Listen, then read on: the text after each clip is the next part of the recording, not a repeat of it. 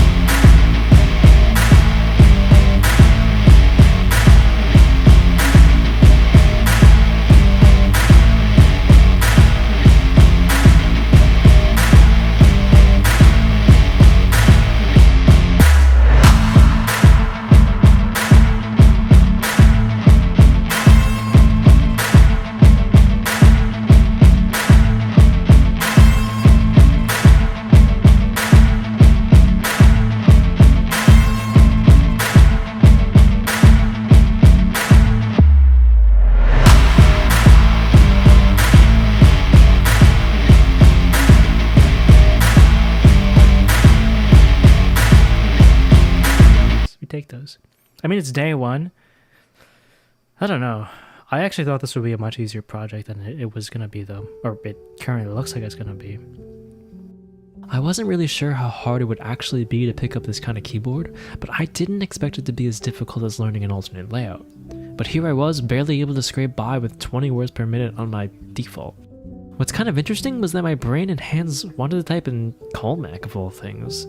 Maybe some synaptic pathway went through the logic of, oh, we're in weird typing mode right now, let's load up the Colmac muscle memory. Another funny thing about typing quickly is that you never actually think about where any of the keys are. You think about a word or a letter and your fingers do the rest, but if I had to point out exactly where a specific key was in a diagram, I probably couldn't. And that was becoming a problem when all of the keys weren't exactly where they should be. Everything being slightly offset made it so I couldn't use my muscle memory easily, but I also couldn't actively tell you where any specific key was on the keyboard. So it was a difficult and inaccurate typing experience at first. Alright, I've been playing a bit of Bomb Party lately, and I want to try it with this new keyboard. I think it'll be a good way to train a little bit of bursting, a little bit of familiarity with this keyboard. So let me just join, I'll join Bug's domain. Oh, perfect, this one's about to start. Perfect. Alright, I've been doing a little bit of type racer here and there, so I'm kind of confident with my ability to use this keyboard. And I'm decent at this game. Usually I win, so I think we'll be okay. At least with answering prompts, I'll be fine. Outsourced. Wait, these players are not bad. But I'll be fine.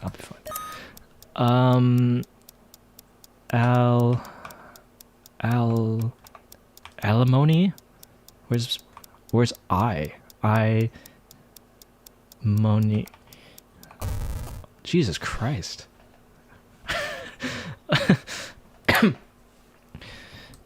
It happens. I don't know. I guess typing words that aren't really like the standard of what we usually type in, like, you know, type racer, things like that. Let's do under.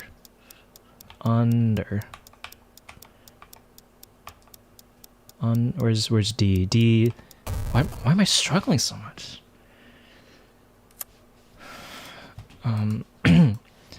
But it's fine. I'll join the next one. I'll have another chance. You know, it just takes practice. Takes time to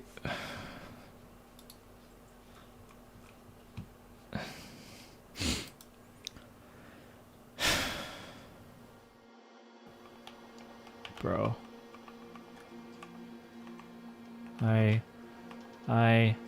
You am her. It was H. Well, that was fast.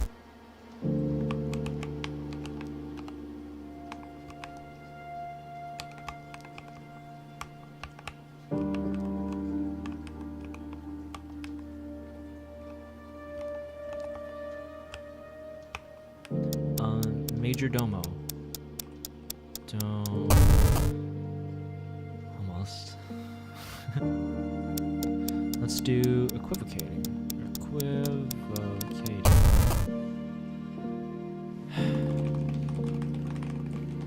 Come on.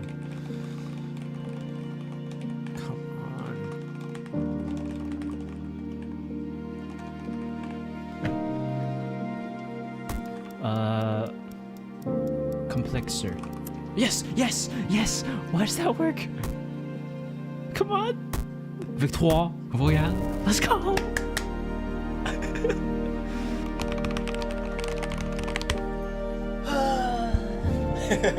Nice. Ventriculocystonotomy. What the heck? These people are crazy. Benefactor. Wait, are they dying? That's one. Duvitines.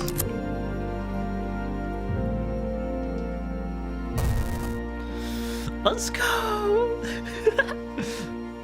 Dude, that was like 28 minutes. Good game.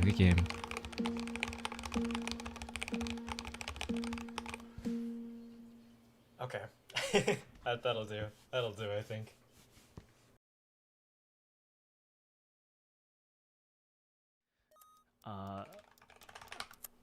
But we think about recently. Okay, maybe roguelikes aren't a good example, actually, because there are some good games like Hades. What was it? Slay the Spire is pretty recent too. I think this one's gonna kill him. I think we got him. Okay. GG. Now I go. How about let's try the heavies room. Okay. Ooh, I recognize one of these players. I think I can beat him. I'll try. Yeah, I'll try. It's been a while. I've practiced a few times since then, so I think we'll be okay. I'm gonna focus a little, so I might not talk too much, but I want to win this one.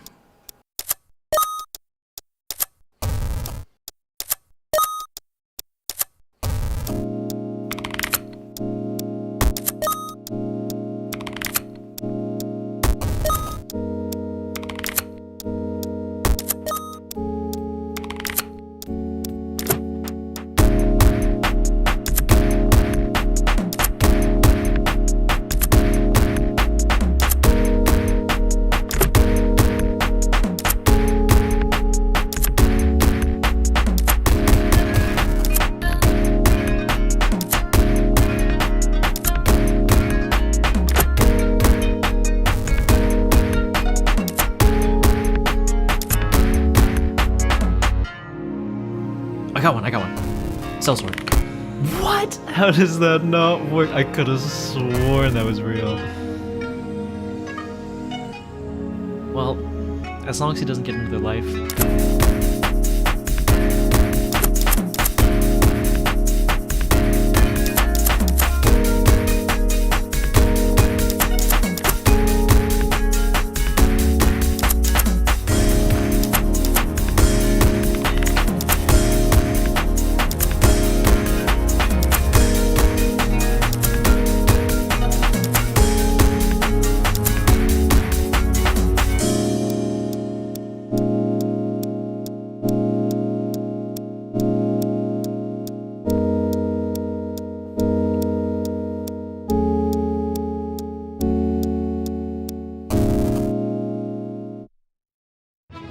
Let's go! We got him! Oh my gosh. After all that. No, he already left! Kunai Storm just left the building. I don't even get to hit him with the Snide GG. But dude, what a rush! What a rush!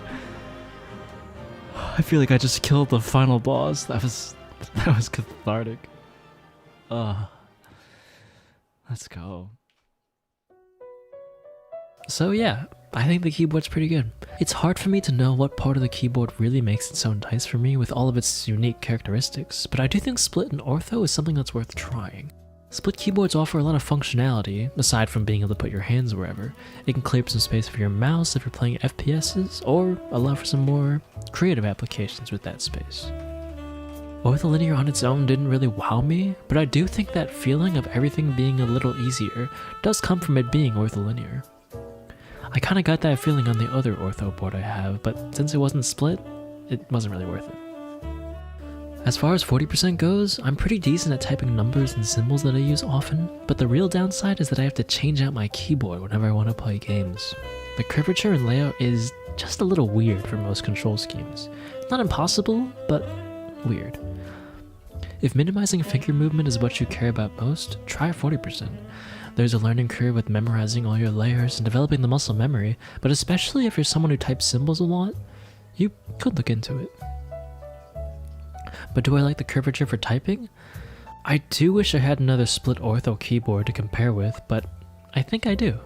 This keyboard does a lot in the pursuit of ergonomics, but it's actually not the endgame. People who are really committed to keyboard ergonomics will print their own versions of this board and fit the specifications to their own hands. Despite that, it is still very comfortable, though there's definitely a learning curve. So, who should use an ergonomic keyboard? The use case for an alternate layout is usually increased comfort, ergonomics, and a better chance of staving off RSI. But this kind of keyboard fulfills a similar role without nearly as much time required to get used to it. I don't know if the speed in which I picked up this keyboard is because of my experience with typing using unorthodox stuff, or it's actually just not that hard to pick up. But still, being able to type at 80% of my normal speed within just a couple days is something no one is able to do with an alternate layout. But definitely the primary audience is people who type constantly for work or otherwise and want to preserve their wrist for as long as possible. Aside from that, it would just be people who enjoy typing and want a new, smoother experience. I could see myself using this for everything if it worked well for games too. Depending on your use case, there's definitely a keyboard out there that would most likely be pretty comfy to type on. Is there a use case for someone looking to type a little faster? Maybe? It honestly does feel like I could potentially be faster with time. Everything is just so easy and fluid, but in practice, my recent averages are about the same. Some people will probably be curious what it's like to use an alternate layout and an ergonomic keyboard at the same time. Switching from a normal keyboard with QWERTY to an ergonomic keyboard with Comac DH is kind of like going from an awful office keyboard to an expensive mechanical one. I don't really type that much faster on an expensive keyboard, but God, it feels so much better to type on. Many people also talk about how another benefit of ergonomic keyboards is how they illuminate the quirks in their typing style, and how they have habits that aren't the standard. It is true. I found myself hitting air while trying to press Y with my left hand, and I no longer have that issue. But that said, having by the book touch typing technique is not really all that it's cracked up to be, especially in terms of speed.